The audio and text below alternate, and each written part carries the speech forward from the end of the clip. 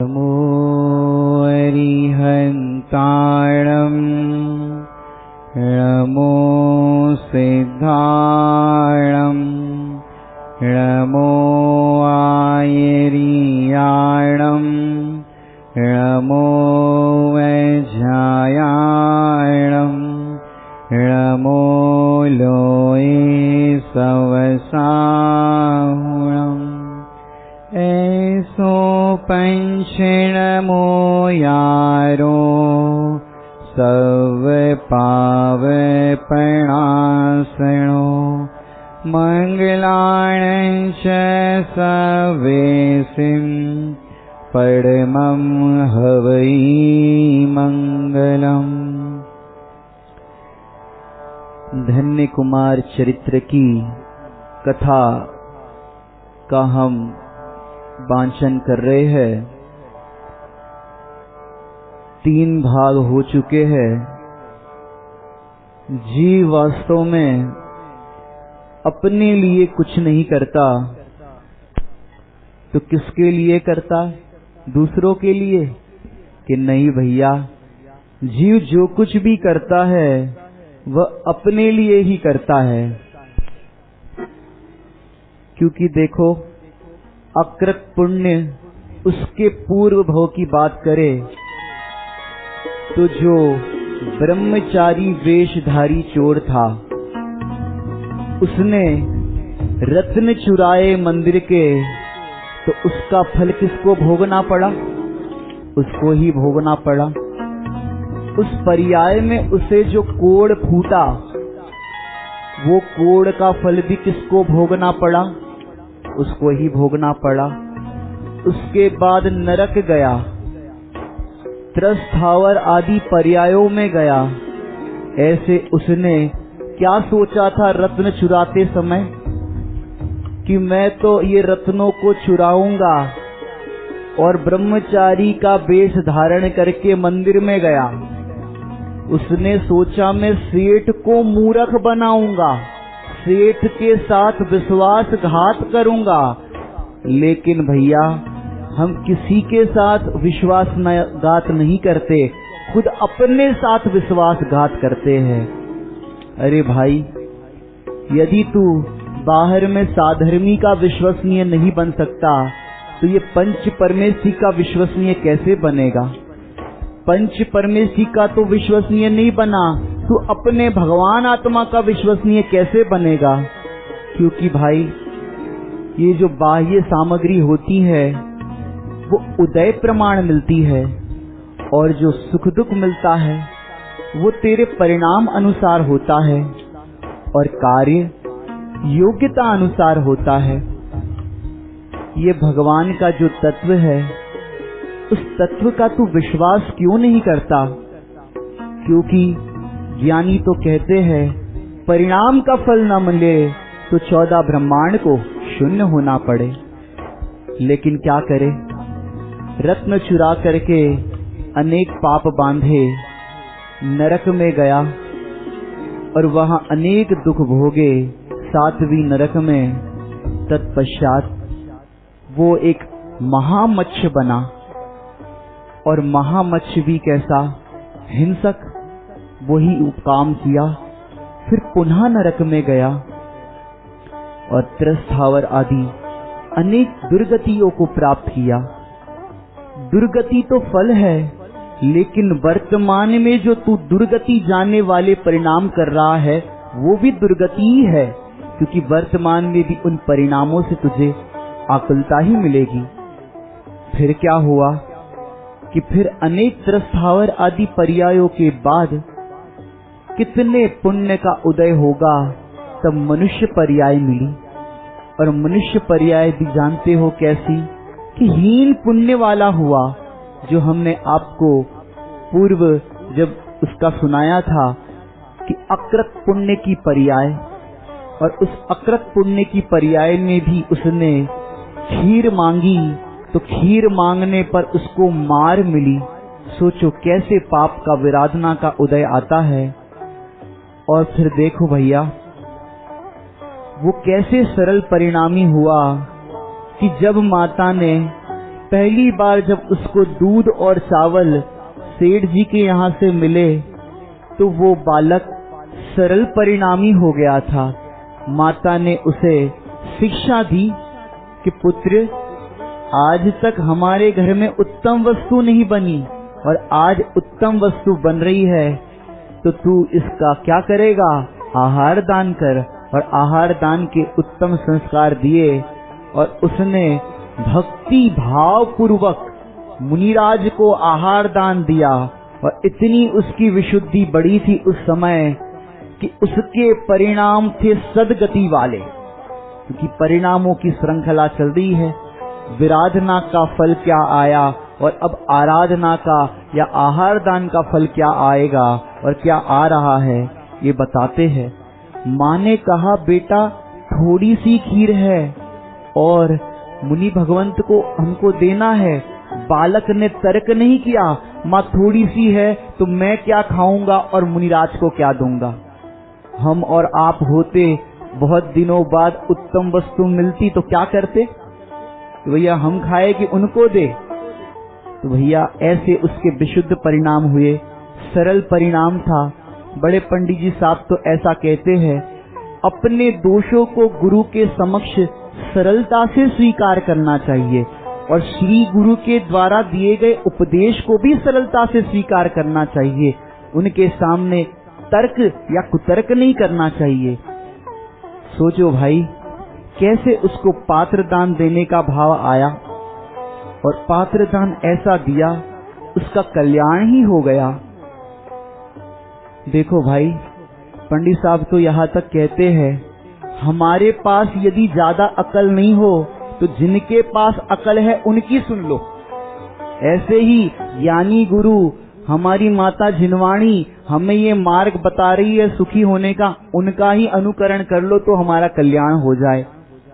सचमुच क्या बताए आपको, उपदेश तो ऊपर चढ़ने के लिए दिया जाता है, फिर भी जीव ऊपर नहीं चढ़ते और नीचे नीचे गिरते हैं, तो ज्ञानियों को करुणा आती है। क्या कहे, आप लोग को सियार की कथा तो पता होगी कि उसने रात्रि भोजन का त्याग किया था और वो सियार की कैसी सुगति हुई थी, इसकी भी हमने पूर्व में कथा सुनाई है, सुन लेना। लेकिन भैया विचार करो, ये मनुष्य पर्याय मिली और रात्रि भोजन का त्याग भी नहीं कर पाए तो सियार से भी गए बीते हैं। आप लोग कहो कि हम तो नौकरी में लगे हैं, सर्विस में लगे हैं। स्वामी जी तो यहाँ तक कहते थे, भैया ऐसी नौकरी हो तो छोड़ देना, ऐसे देश में हो तो उस देश को छोड़ देना, लेकिन जिनाज्ञा का भंग मत करना। और ऐसे श्री गुरु तो सद असत से न्यारे एक भगवान आत्मा को बताते हैं और वो एक भगवान आत्मा मैं हूँ ऐसा दिखाते हैं। और उस अकृत पुण्य ने अपने दुर्भाग्य को सौभाग्य में कैसे बदला, उसके आगे की कथा अब आगे हम देखते हैं। और वो शिव गति को कैसे पाएगा या नहीं पाएगा, ये तो हम आगे ही देखेंगे, क्योंकि शिव माने होता है भगवान आत्मा। उसका श्रद्धान ज्ञान आचरण, इससे होती है प्राप्ति शिव गति की। क्या होता है कि उज्जैनी नगरी थी और उस उज्जैनी नगरी के अंदर धन्य कुमार उज्जैनी नगरी में जन्मा। पूरा वृतांत तो सुना चुके हैं, पुनः दोबारा से नहीं सुनाएंगे। लेकिन उसकी जो माता थी, पुत्र के वियोग के बाद उसने आर्य का व्रत धारण किए। कल हम एक गलती कर चुके थे, कल हमने बताया बलदेव आदिक ने भी दीक्षा धारण की, उनने नहीं की थी, उनने तो मंद कषाय के परिणाम किए थे। इसका सुधार करना, संशोधित करते हैं। फिर क्या हुआ कि उस माता ने निदान बंद किया कि ऐसा सुंदर पुत्र, आज्ञाकारी पुत्र मुझे पुनः दूसरे भाव में मिले। तो उस निदान के फल में क्या हुआ कि उसको पुनः स्त्री पर्याय धारण करनी पड़ी। स्त्री पर्याय के दुख का वर्णन करे तो आंखों से अश्रु की धारा बहने लगे। ऐसे तो स्त्री पर्याय का दुख है, कितनी तो पराधीनता। लेकिन क्या हुआ नियमसार जी ग्रंथ में तो ऐसा लिखा है गाथा में, मिथ्यात्व आदिक भाव की इस जीव ने की चिर भावना, सम्यक्त्व आदिक भाव की नहीं इसने कभी प्रभावना। ऐसे तो ग्रंथकार कहते हैं। संयोग, कर्म और उसकी भावना तो इसने अनंतों बार भाई, लेकिन इस चैतन्य शुद्धात्मा की भावना इसने कभी नहीं भाई। इस कारण ये 4 गति 84 लाख में योनि में परिभ्रमण कर रहा है। फिर क्या हुआ कि फिर धन्य कुमार का जन्म होता है, जो हमने कल कथा जहां शुरू की थी कि धन्य कुमार के जन्म होते ही एक घड़ा मिला था, और रत्नों से भरा हुआ घड़ा। सोचो, जन्म होते ही घड़ा मिला। अब उसने उस पर्याय में क्या कमाया? उसके 7 भाई थे, वो ईर्ष्या करते थे क्योंकि वो दानादि कार्य में लगा रहता था। तो उन भाइयों ने कहा, भैया को कहो कुछ कमाए, कमा करके दान दे, तब पता चलेगा। तो प्रभावती रानी ने, सेठानी ने सेठ जी से कहा, और पूरा आपने कल सुनाई है। फिर क्या हुआ कि भैया पुण्य का वैभव हो तो पुण्य कार्य में लगाने योग्य है, विषयों में लगाने योग्य नहीं है। ऐसी खूब परोपकार आदि में वो लगा रहता था। और तो और उसको कमाने के लिए भेजा तो वो 4 पाई लेकर के आया। कल का थोड़ा सा रिपीट करते हैं, भूल जाते हैं, बहुत लंबी कथा है। 4 पाई लेकर के आया मतलब खटिया, खाटलो गुजराती में। वो खटिया लेकर के आया 4 पाई, और उसको देख करके माँ प्रसन्न हो गई, मेरा बेटा कुछ तो कमा के लाया। और धोने लगी, मेरा बेटा आया, मेरा बेटा आया। बाकी भाई कहने लगे, क्या लेकर के आए? 100 दिनार गवा के आए। उनको तो ऐसा लग रहा था 100 दिनार गवा के आए, लेकिन खटिया को जैसे ही फेंका रत्नों की बरसात हो गई, रत्न ही रत्न गिरने लगे। देखो भाई, बाहर से तो वो 4 पाई टूटी फूटी और पुराने जमाने की लग रही थी, दिखने में सुंदर नहीं थी, लेकिन उसके अंदर रत्न था। ऐसे ये 4 पाई बाहर से तो कैसी दिख रही है, पर अंदर रत्न भरा है भैया। क्या बताए आपको, ये किसी को दिखाई नहीं देता। वैदिक संस्कृति के अंदर आप देखो तो देखो, धन जो है, धन की अगर आपको बताए, लक्ष्मी की जो सवारी होती है वो किस पर होती है? उल्लू पर होती है। और वो उल्लू क्या करता है? दिन में सोता है, रात को जागता है। और सरस्वती की सवारी किस पर होती है? हंस पर होती है। भैया, जिसके सरस्वती शीश पर विराजमान हो जाती है वो हंस हो जाता है, और हंस अकेला होता है और उड़ता है। ऐसे ये भगवान आत्मा भी हंस है। परमात्मा प्रकाश जी ने कई जगह पर हंस की चर्चा की है। ऐसे ही आपको क्या बताए, बाहर से तो आपको ज्ञानी कैसे दिखे, आप ज्ञानी को क्या पहचान पाओ। ऊपर से जैसे वो टूटी खाट दिखती थी, अंदर से रत्न थे। ऐसे ऊपर से ये भगवान आत्मा बाहर से पैकिंग से देखो तो मलिन दिखाई देता है, लेकिन अंदर से कितना निर्मल है। संयम देखो, बाहर से कितना कष्ट कर लगता है संयम, लेकिन अंदर से देखो कितना आनंद है। भगवान आत्मा तो देखो कितना अनमोल है, लेकिन बाहर से शरीर देखो तो सुंदर दिखाई देता है मोहियों को, लेकिन अंदर में सप्त धातु से भरा हुआ है, देखना भी कोई पसंद ना करे। लेकिन भगवान आत्मा कैसा है कि जो निर्मल है, और उस निर्मल आत्मा का अनुभव करके ज्ञानी होते हैं, सुखी होते हैं। कहानी क्या चल रही थी? अंतिम चरण था। क्या हुआ था कि भाइयों ने आग्रह किया कि वापिका में घूमने के लिए चलो, और घूमने के लिए भाई जैसे तैसे मान गए धन्य कुमार। वो कह रहे हैं, भाई ये देखो कितना सुंदर नजारा है, कितना सुंदर झरना है। तो भाई कह रहे हैं, भैया ये काय का झरना?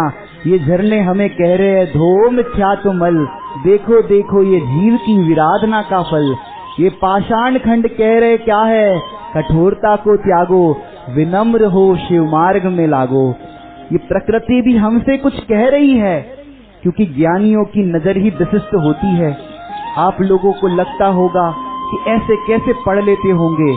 ज्ञानी तो कहते हैं, सड़क पे खड़ा हुआ भिखारी भी मुफ्त में भीख नहीं मांगता, शिक्षा देता है और भीख मांगता है। क्या शिक्षा दे रहा है भिखारी? कि पहले हमने भाई अपने हाथ पे हाथ नहीं धरे, इसलिए आज हाथ फैलाने पड़ रहे हैं। आज तुम अपने हाथ पे हाथ धर लो, नहीं तो तुम्हें भी मेरी जगह पर बैठना पड़ेगा। ये कहानी बताती है भैया। और क्या हुआ, वापिका की ओर वो कुमार झुके और भाइयों ने उनको वापिका में धक्का दे दिया, और भाई जैसे तैसे निकलने की कोशिश कर रहा था। ऊपर से पत्थरों की बारिश हो गई, और पत्थरों की बारिश होने पर वापिका पत्थरों से भरने लगी। अंदर जो कछुआ और जलचर प्राणी थे, उस पत्थरों की मार से उनको मरण हो गया और खून की धारा बहने लगी। लेकिन कुमार का क्या हुआ, आप सबको इसकी चिंता है कल से। अब बताएंगे कुमार का क्या हुआ। और कुमार बचे कि नहीं बचे समझते हैं। ज्यों कर्मों की भीषण वर्षा में निज छिपा अरे ज्ञानी। उपसर्ग होता है कर्मों का, तब ज्ञानी कहाँ छिपते हैं। जैसे कछुआ होता है, उस पर कोई आक्रमण करे तो अपनी सिकुड़ लेता है, ऐसे ज्ञानी क्या करते हैं। ज्यों कर्मों की भीषण वर्षा में निज छिपा अरे ज्ञानी। कोई भी दुख उनको नहीं हो कहते गुरु ज्ञानी। वैसी ही वापिका के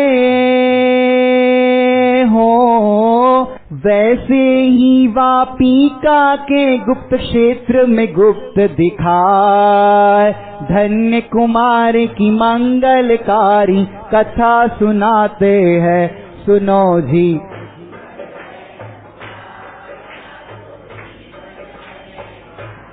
क्या हुआ, वो भाई तो मृतक जान करके चल दिए, लेकिन हुआ था क्या, उस वापिका के अंदर एक गुप्त मार्ग था, गुप्त स्थान था। उस गुप्त स्थान में जैसे गिरे वैसे ही सुरक्षित हो गए। जैसे ज्ञानियों का उपयोग में लग करके सुरक्षित हो जाते हैं, वैसे ये धन्य कुमार भी वापिका में गिरते ही सुरक्षित हो गए। और फिर क्या हुआ कि फिर वापिका के अंदर कैसे वो बचे। धन्य कुमार बाहर निकलने के लिए कोशिश कर रहे थे, लेकिन क्या करे, हम सोचते ये बार बार बच कैसे रहे। देखो भैया, ये तो दान का प्रताप है। जो उनने विशुद्ध परिणाम से दान दिया था, तो उनको बार बार जीवन दान मिल रहा है, क्योंकि आगे उनको उत्तम कार्य करना है।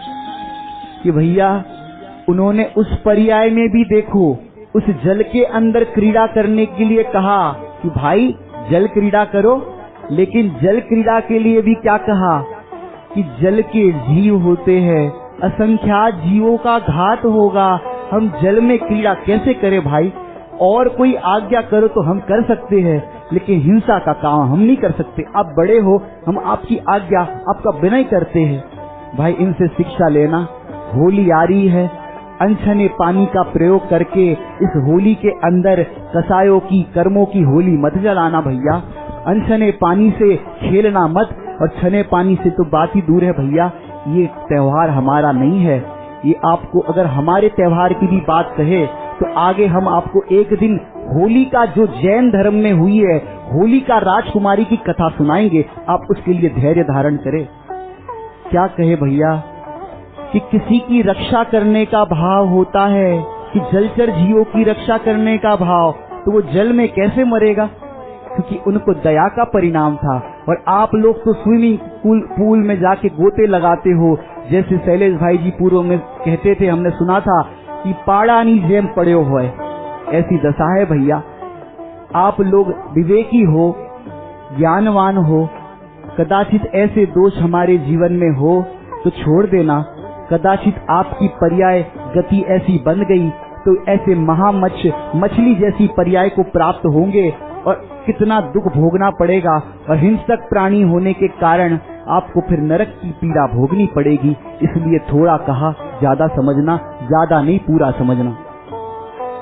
फिर क्या हुआ? तू भगवंतों से विरुद्ध जाएगा तो भैया तेरी तो दुर्गति होगी। अब उसको क्या होता है, कैसी उसकी परिणति होती है, क्योंकि अंतरंग में पंच परमेष्ठी की भक्ति थी और विशुद्धि थी। फिर क्या हुआ?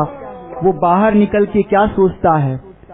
भ्राताओं के व्यवहार से घर से हुआ वीर। भ्राताओं का व्यवहार देखा बचपन से, वो घर से विरक्त हो गया कि अब उन भाइयों के पास क्यों जाओ। मेरे धन से, मेरे पुण्य प्रभाव से वो ईर्ष्या करते हैं, वो दुखी होते हैं, आकुलित होते हैं। इस बार तो उनने हद कर दी, उनने मेरी जान लेनी चाहिए। मेरे भाई मेरे खून के प्यासे हैं। अरे अब तो मुझे घर जाना इष्ट नहीं है। धिक्कार है ऐसी लक्ष्मी को जिस लक्ष्मी के कारण भाई भाई के लिए लड़ने तैयार है, भाई भाई को मारने के लिए तैयार है। धिक्कार है ऐसी लक्ष्मी को। फिर क्या हुआ? राजगृही की राह लेकर चला हो के वीर, धन वो संभाले प्रभु नाम का वैभव लिए चलते। धन्य कुमार की मंगलकारी कथा सुनाते हैं, सुनो जी।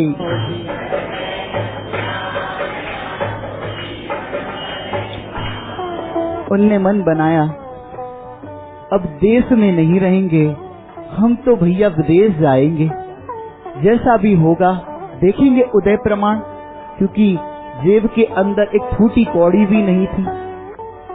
देखो अब क्या होता है, लोग ईर्ष्या करते हैं घर में, सगे भाई भी ऐसे हैं, तो उस घर में जाना तो इष्ट नहीं है।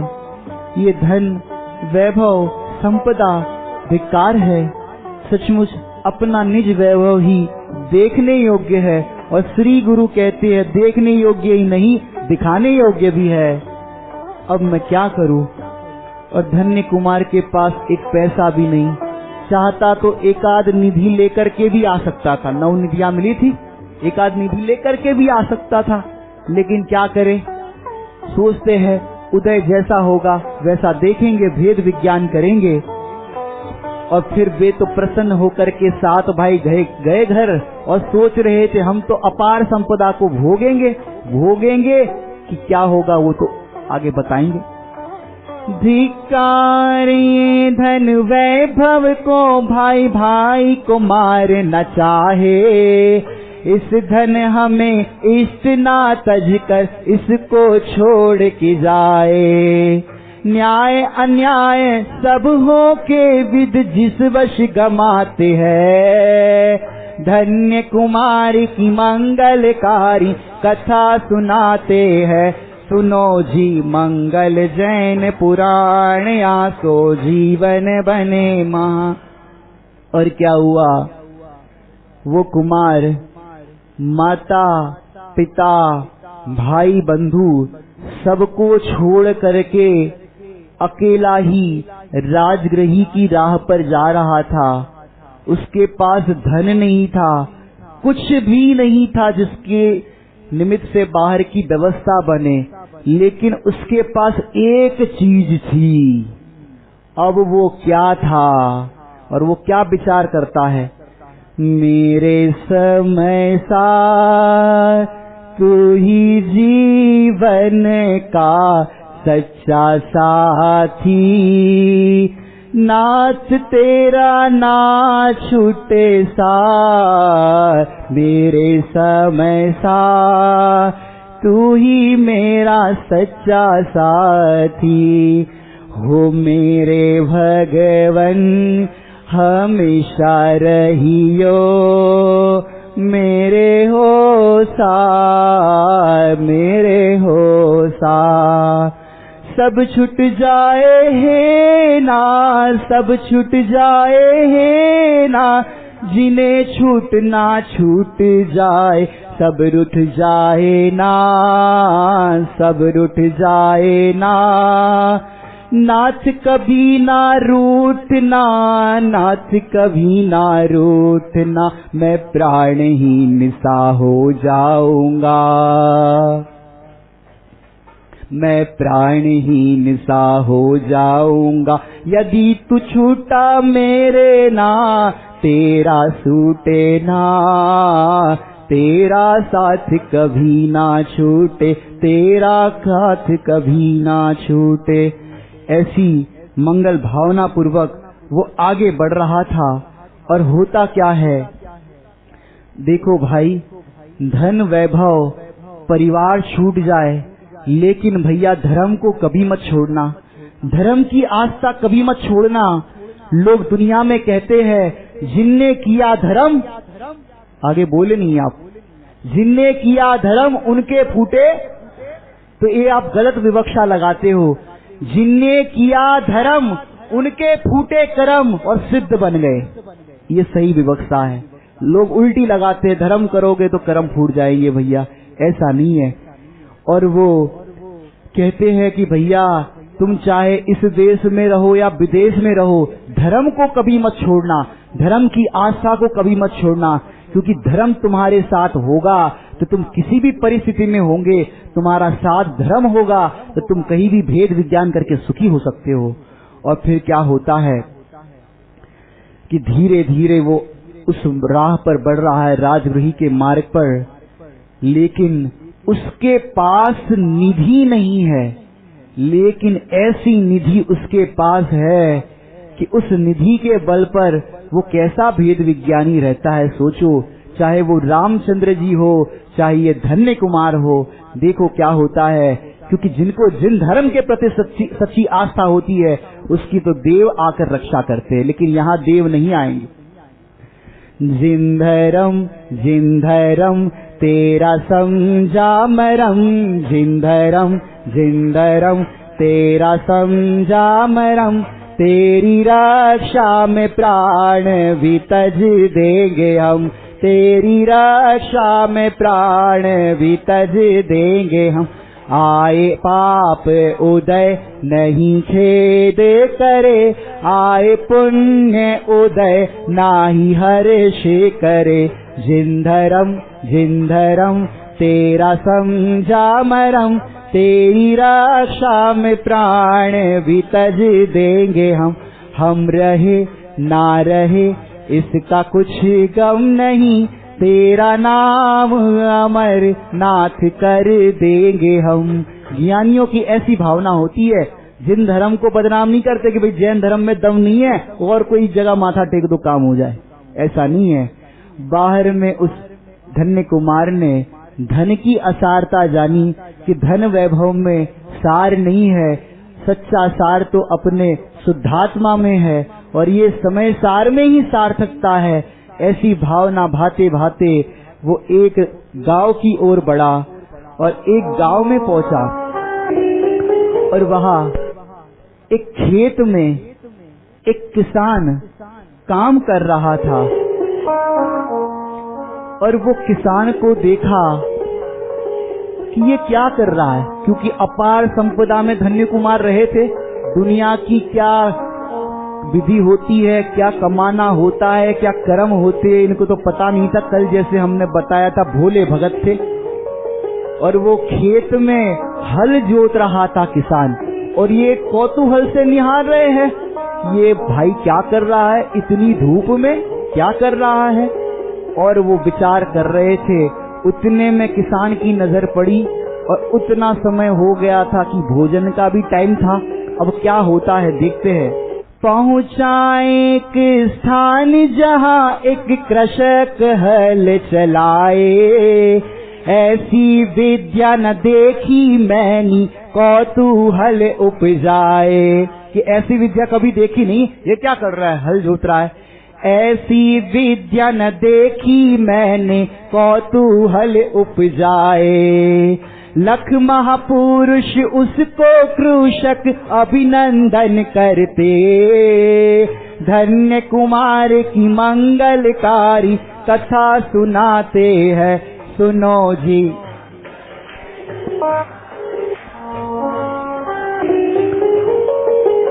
उसको देख करके किसान को लगा, अरे इसके माथे पर तेज है, ये कोई उत्तम कुल का बालक लग रहा है, ये कौन है, देव जैसा लग रहा है। और उसने उसको अभिनंदन किया और कहा, उससे पहले ये विचार क्या करता है कि ये क्या काम कर रहा था, क्या कौतूहल कर रहा था।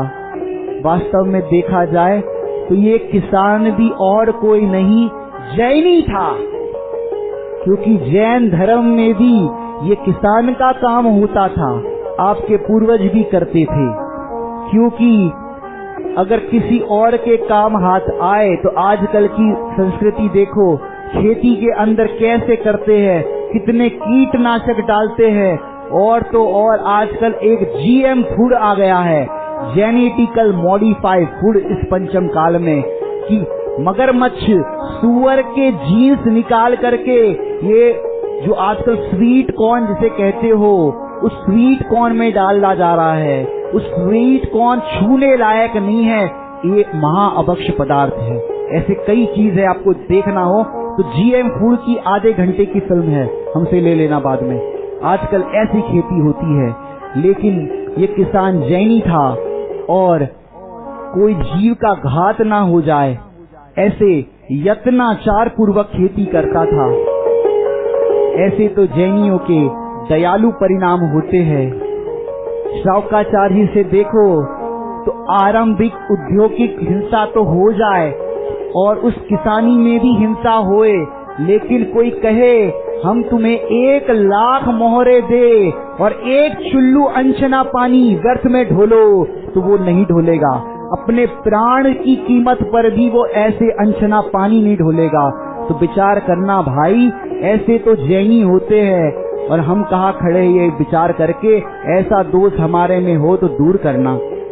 क्या होता है, वो किसान अभिनंदन करके कुमार से क्या कहते हैं, कहा शुद्ध भोजन मेरे पास है कुमार देखो, कहा शुद्ध भोजन मेरे पास है कुमार, जिन धर्म अनुयायी मैं भी समझो अरे कुमार। क्योंकि जैनियों की ऐसी संस्कृति होती है भैया कि वो अन्य जाति वालों, समझ गए होंगे आप, उनके हाथ का जल भी ग्रहण नहीं करते थे। पहले तो पूछते थे कौन, फिर जाके पानी पीते थे। और आजकल तो होटलों में और कहाँ जाते हो, पता नहीं वहाँ बनाने वाले कौन है। और तो और हम प्रत्यक्षदर्शी है, एक स्थान पर गए थे, जैनियों की शादी थी और जैनियों की शादी में जो आप बड़े बड़े कैटरिंग वालों को ऑर्डर दे देते हो, वहाँ पर हमने विदिशा में देखा था, ये जहाँ पर ठहरे थे वहाँ पर ये वाले नान बना रहे थे, समझ गए, ये वाले। और तो और जो परोसने वाले थे वो तो दिन में ये काम सवेरे सवेरे करते हैं और फिर अच्छे कपड़े, टाई और आपकी जो ड्रेस होती है अच्छी शालीन लगती है जो आपको, ये पहन करके आए ये वाले, और आपको रोटी और पूड़ी परोस रहे। सोचना अपना कितना संस्कृति गिर रही है, समझ गए। ये वाले सवेरे सवेरे जो आते हैं वो आपको रोटी परोस रहे, सब्जी परोस रहे। भैया हम भी पुनः वही संस्कृति को अपनाएं। यदि हमारे घर में आयोजन हो तो साधर्मी को साधर्मी भोजन करे, भोजन कराए, बहनें बहनों को भोजन परोसे, पुरुष पुरुषों को भोजन परोसे। इससे वात्सल्य होता है, एक दूसरे के प्रति प्रेम बढ़ता है। और हम उनके भरोसे छोड़ देते हैं पता नहीं कौन।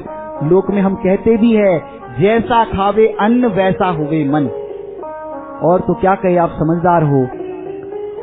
और वो कुमार को आग्रह किया कि कुमार हम भी जैनी हैं, आप भोजन ग्रहण करो। क्योंकि वो बड़े सरल चित्त वाला किसान दिखा, सरलता दिखी, विनय दिखी, तो कुमार को लगा कि साधर्मी का आग्रह ठुकराने योग्य नहीं है। लेकिन भैया देखो, आजकल ऐसे साधर्मी भी देखने मिलते हैं कि बाहर से तो शिष्टाचार करते हैं, लेकिन उनका ढक्कन जो है वो मायाचार से अंदर ढका हुआ होता है। वो किसान मिला तो किसान ने ऐसा नहीं कहा कुमार से, अरे कुमार कहाँ से आए, भोजन तो करके आए होंगे, ऐसा शिष्टाचार नहीं किया। अरे भाई आज तो हमारे घर आए, भोजन करो। विद्वानों को भी कैसे हमारी संस्कृति में भोजन कराते हैं, त्यागी व्रतियों को कैसे कराते हैं। आज हमारे धन्य भाग जो आज हमारे घर पधारे। एक दिन उत्तम क्षमावाणी का पर्व जब कभी मनाएंगे, यहाँ पर भी कभी देखेंगे, तब बताएंगे कि क्या होता है। कि देखो भैया साधर्मियों को कैसे भोजन कराते हैं, आज हमारे धन्य भाग। अरे वचने का दरिद्रता, श्रावकाचार्य तो ऐसा कहता है कि वचनों में क्या दरिद्रता, अच्छे वचन बोलने में तुम्हारा क्या बिगड़ता है, वचनों में कौन से पैसे लगते हैं, भाषा बोलो तो इतनी उत्तम बोलो। क्योंकि पंडित साहब तो कहते हैं मिष्ट वचनों का दान सर्वश्रेष्ठ दान है, और कठोर वचन दो और चाहे शुद्ध भोजन भी कराओ या कैसा भी भोजन कराओ, कैसा लगेगा बताओ। ऐसा है भैया, शिक्षा लेना। श्रावकाचार्य कहता है रे कारे तू कारे की भाषा किसी से ना बोले, साधर्मी से तो ना ही बोले, और तो और घर में दुकान में नौकर काम कर रहा है उससे भी ना बोले। क्योंकि कहानी आपको बता रही है कि आज जो मालिक है कल नौकर बन जाता है। इसलिए भैया सबसे अच्छा व्यवहार करे। जी बोलने में तुम्हारी जिह्वा घिस जाती है क्या? आप देखो हिंदी भाइयों को, छोटे बालक से भी बात करेंगे तो जी बोल करके बात करेंगे, विनय से बात करेंगे, क्योंकि वो बालक भी देख देख करके बोलना सीखता है। आप जैसा व्यवहार करोगे वो बालक भी आपसे वैसा ही व्यवहार करेगा। और फिर क्या हुआ, वो कुमार को आग्रह करने के बाद कुम्हार ने स्वीकार किया और धन्य कुमार से कहा किसान ने, कुमार अब कुछ क्षण प्रतीक्षा करें, हम आपके लिए योग्य बर्तन लेकर के आते हैं। हम तो इसमें खा लेते हैं लेकिन आपके लिए योग्य बर्तन लाते हैं। ऐसा तो साधर्मियों का वात्सल्य होता है। और जितने में कुमार के लिए बर्तन लेने गए तो इनको जो कौतूहल हो रहा था, ये किसान क्या कर रहा है, ये क्या कर रहा है, वो कौतूहल का जवाब देते हैं। भोजन का पात्र लेने कृषक घर को जाते हैं, कौतूहल सो हल चलाते स्वर्ण घट निकला। जेब में एक फूटी कौड़ी लेकर के नहीं निकला था, और जैसे तैसे पैदल यात्रा होती थी। पुराने जमाने की घटना है, ये पुराण की कथा है। अब उसने कौतूहल से हल को ऐसा हिलाया, हिलाने मात्र से ठन करके आवाज आई। नीचे गड़ा हुआ नहीं था, जहां ज्यादा पुरुषार्थ भी नहीं करना पड़ा, जरा सा ऐसा खिसकाया और उतने में ठन से आवाज आई। भोजन का पात्र लेने कृषक घर को जाते हैं, कौतूहल सो हल चलाते स्वर्ण घट निकला। कौतूहल सो तत्व को भाते जैसे समकित पाता। देखो वहां पर कौतूहल से हल को सरकाया तो क्या निकला, घड़ा निकला। ऐसे तत्व कौतूहली सन, कलश याद आ गया होगा, तत्व कौतूहली सन। यहाँ तू तत्व का कौतूहली होगा तो समकित रूपी तुझे घड़ा, उसके अंदर अनंत रत्नों का खजाना मिलेगा।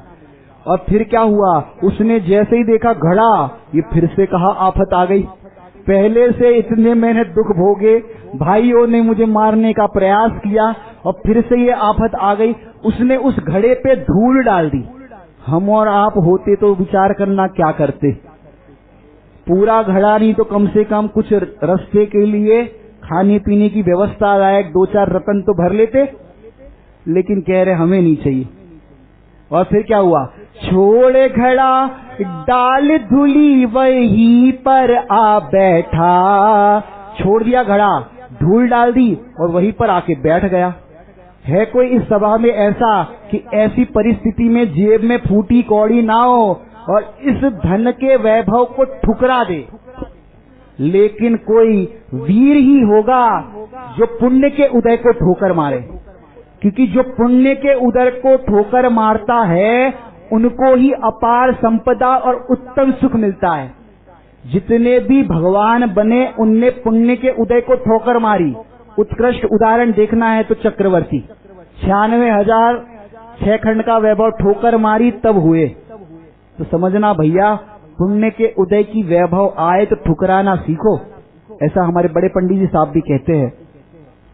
और उसके पास सोचो कुछ भी नहीं था, फिर भी कितनी निष्प्रय वृत्ति, कितना भेद ज्ञान का बल होगा कि उसने उसको छोड़ने के लिए एक क्षण भी विचार नहीं किया, भेद ज्ञान किया। और फिर क्या करते हैं, भ्राताओ सम ना करे व्यवहार अत शांत बैठा, कि यदि मैं इस घड़े को निकालूंगा और इस स्थान पे खड़ा रहूंगा, वो आके देखेगा और ये भ्राताओं की तरह मेरे साथ व्यवहार करेगा, धन का वैभव देख करके भाई भाई से लड़ता है, तो ये तो कोई अपरिचित है जिसको हम जानते भी नहीं।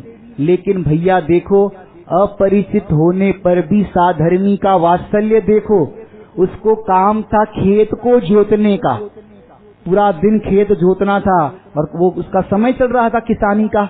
लेकिन उसने ऐसा नहीं सोचा अब भैया कहाँ से लोग आ जाते हैं, हम किसको भोजन कराए, किसकी व्यवस्था करें, हम अपना भोजन करें किसको कराए, ऐसा नहीं सोचा। उसने सोचा साधर्मी आज घर पर पधारे हैं, आज मेरे महाभाग्य कि मेरे घर उसका भोजन हो। क्योंकि देखो भैया, आपको एक गिलास पानी भी पीने को मिलता है समय पर, ये पूर्व की कमाई है, उस कारण से मिलता है। आज आप किसको पानी पिलाओगे, कल आपको मिलेगा। ये व्यवहार की नीति की बात है। एक द्रव्य दूसरे द्रव्य का कुछ नहीं कर सकता है, द्रव्यान योग है। और ये चरणान योग की शैली है, ध्वनि की प्रतिध्वनि होती है। और फिर क्या हुआ, उसने सोचा कहीं ये मुझे मारना दे धन के लोभ में, क्योंकि मैंने ये घड़ा देखा है, किसी को मैं बता दूंगा। इस कारण पुण्यवान का साथ लक्ष्मी तज नहीं पाती है, धन्य कुमार की मंगलकारी कथा सुनाते हैं, सुनो जी।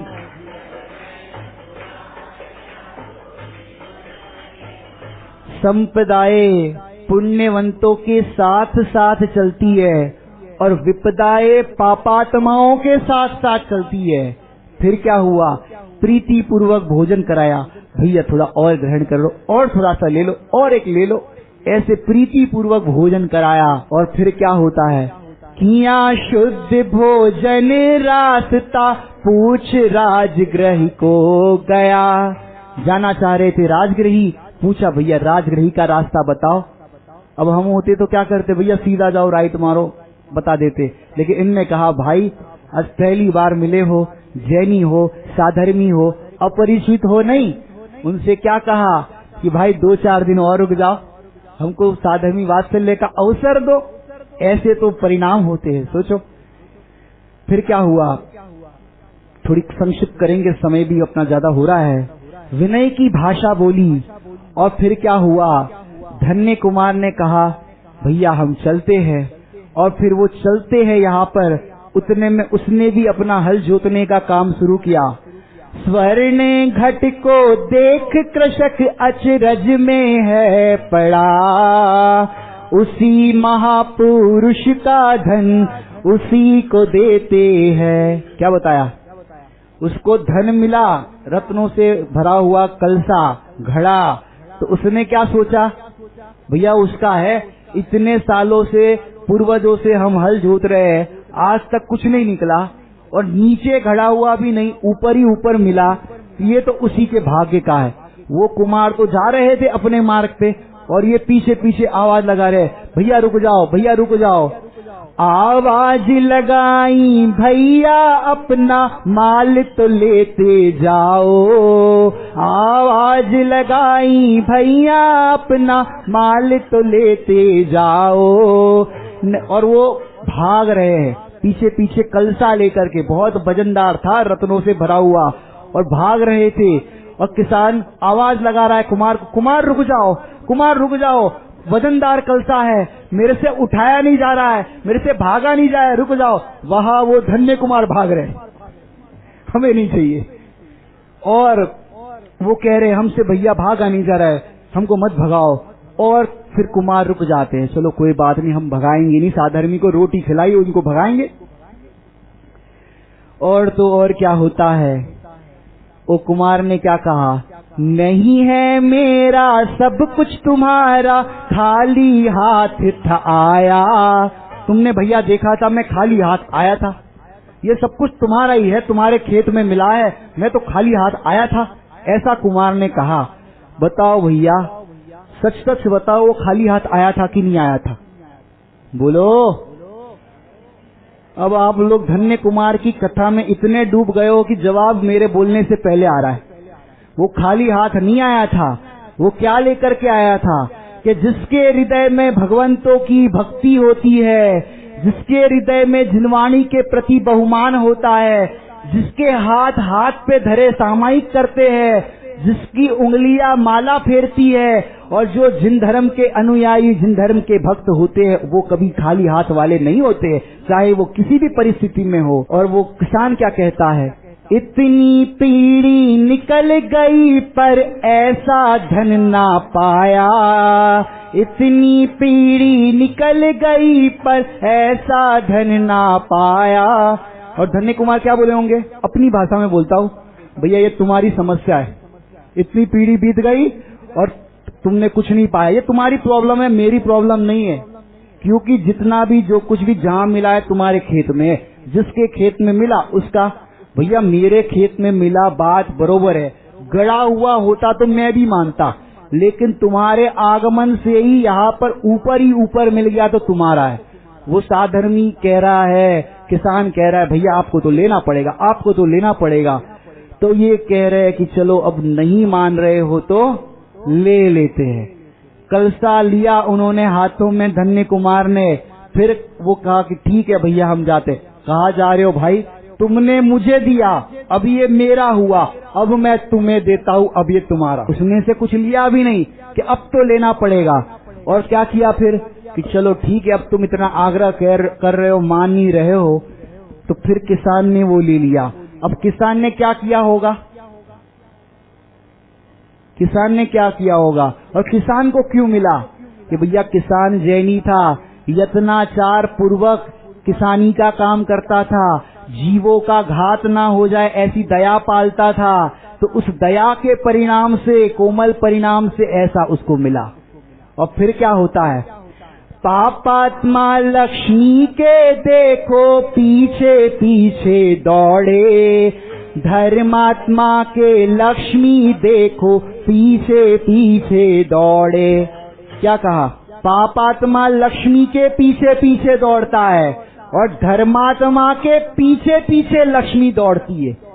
इसलिए भैया इससे समझना, लक्ष्मी के पीछे मत दौड़ना, तुम अपने धर्मात्मा होना है तो धर्मी का आश्रय करके धर्मात्मा हो जाओ, तो पीछे पीछे दौड़ेगी और उसकी जरूरत भी नहीं पड़ेगी तुम्हें।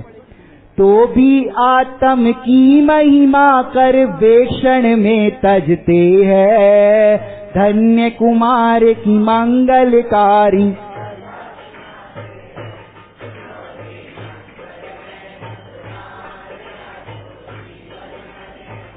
कुमार ने एक क्षण भी नहीं सोचा कि भाई आगे मैं कहाँ जाऊंगा, क्या करूंगा, मेरे पास धन भी नहीं है, क्या खाऊंगा, कैसा उदय आएगा।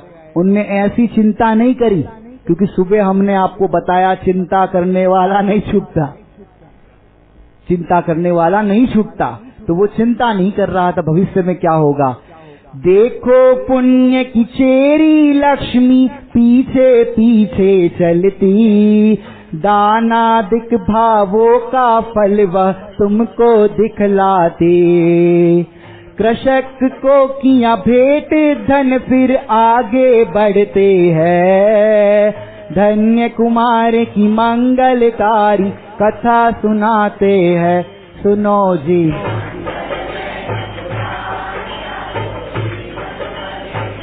वो किसान को भी क्या हुआ धन मिलने पर, व्यसनों में गवाया कि ऐसा नहीं है भैया, उसको भी मिला तो वो किसान ने जिन मंदिर बनवाए, धर्मी धर्मात्माओं को दान दिया, परोपकार के कार्य में लगाया। देखो, पुण्य का उदय में सामग्री मिली तो पाप में नहीं लगाई, पुण्य में लगाई। जहाँ की चीज है वहाँ लगाओ। धर्म की श्रद्धा कृषक को हुई, अरे देखो प्रगा, खेती करना छोड़ दिया भाई जिन धर्म प्रभा। शुद्धात्म भावना में निवृत जीवन जीते, धन्य कुमार की मंगलकारी। सुनो जी,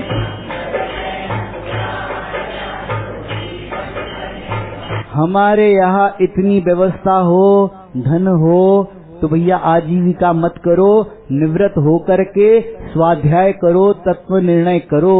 थोड़े काल की स्थिति है और इसको भी यदि इसमें लगाओगे, जीवन थोड़ा है, छाछ रोटी खाने की व्यवस्था हो तो लग जाओ इस मार्ग में। फिर क्या होता है आगे कि वो किसान भी दयालु था और उसने तो अपना कल्याण किया ही। फिर धीरे धीरे वो कुमार भी आगे बढ़े। महाभाग्य सो श्री मुनिवर के दर्श थे भये। किसके दर्शन हुए? मुनिराज के दर्शन हुए। महामहिम जो शुद्धात्म को उर में दिखा रहे, सुन उपदेश धन्य कुंवर शुद्धात्म भाते है। धन्य कुमार की सुनो जी,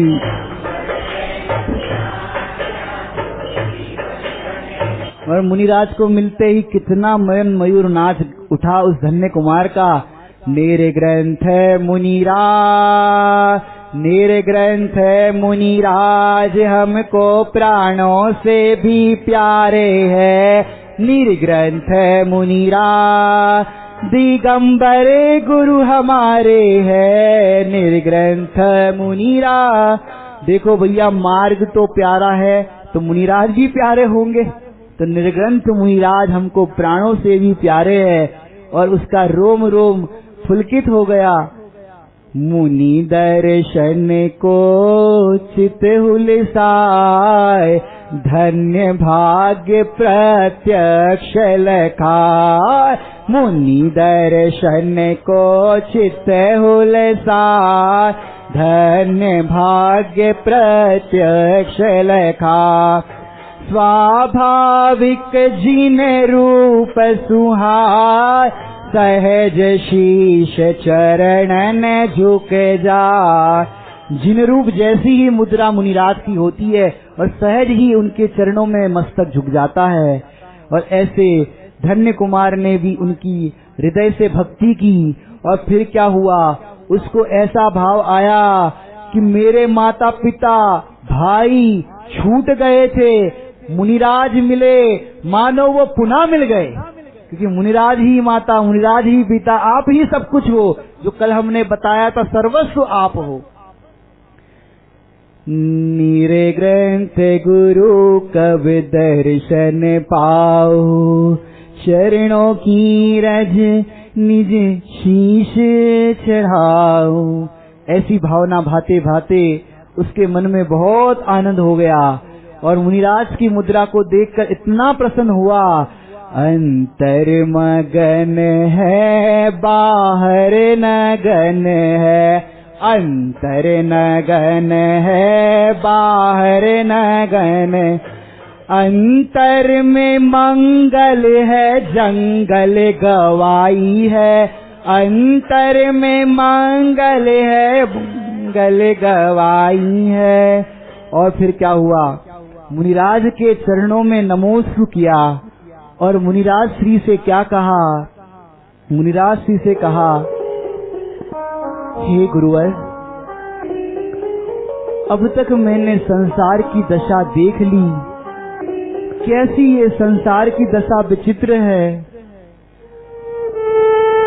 अब तक मैंने परिवार, संसार, भाई इन सबके व्यवहार को देखा। आप तो सब जानते हो गुरुवर, मेरे सगे भाइयों ने धन के कारण, बाहर की संपदा के कारण मेरे प्राण हरण करना चाहे। मेरे भाई मुझे क्यों मारना चाहते हैं? मुझसे मेरे भाई क्यों ईर्ष्या करते हैं? मैं तो उनसे प्रेम करता हूँ। मैंने कभी उनकी अवज्ञा नहीं की। मैंने अपने भाइयों का कभी अनादर नहीं किया। तो मेरे भाई मुझसे ऐसा दुर्व्यवहार क्यों करते हैं? और तो और मेरे पास अपार संपदा घर में होने पर भी मुझसे कहा कि तुम कमाने जाओ, और कमा करके भी मैं पुरानी सी खाट लेकर के आया तो भाई क्रोधित हो गए और मेरी माँ प्रसन्न हो गई। मेरा बेटा आज कमा करके लाया और खाट धोने लगी। गुस्से में आकर के भाइयों ने खाट तोड़ दी। वहां मुझे रत्न क्यों मिले, निधियां क्यों मिली? और तो और अभी रास्ते में किसान मिला, उसके खेत में मैंने हल जोता तो वहां मुझे रत्नों से भरा घड़ा क्यों मिला? हे गुरुवर, आप तो आत्मज्ञानी हो, आप सब जानते हो। आप मुझे बताओ कि ऐसा बार बार मेरे साथ क्यों होता है? मेरी माता मुझसे क्यों इतना प्रेम करती है? मेरे भाई मुझसे क्यों इतनी ईर्ष्या करते हैं? मुझे जहाँ देखो वहाँ रत्न घड़ा ये क्यों मिलता है? अब मुनिराज ने उपदेश सुनाना प्रारंभ किया। अब मुनिराज ने क्या उपदेश दिया, अब मुनिराज क्या बोले उस कुमार से, वो तो कल ही बताएंगे। मुनिराज तो आज बोले हैं, लेकिन मुनिराज कह रहे ये आपको कल बताएंगे, क्योंकि आपको हो जाएगी आकुलता। क्योंकि आगे ऐसा होने वाला है कि ये कुमार राजगृह में कहा जाएंगे, राक्षस की गुफा में जाएंगे, राक्षस की गुफा से पुनः वापस लौटेंगे या नहीं लौटेंगे। और तो और हमें भेद ज्ञान की कला अब तक सिखाई है, आगे भेद ज्ञान की कला सिखाएंगे या उनके क्रोध की कला सिखाएंगे, ये तो जानना हो तो कल 9 बजे मिलते हैं। निज निधि निज में बताई,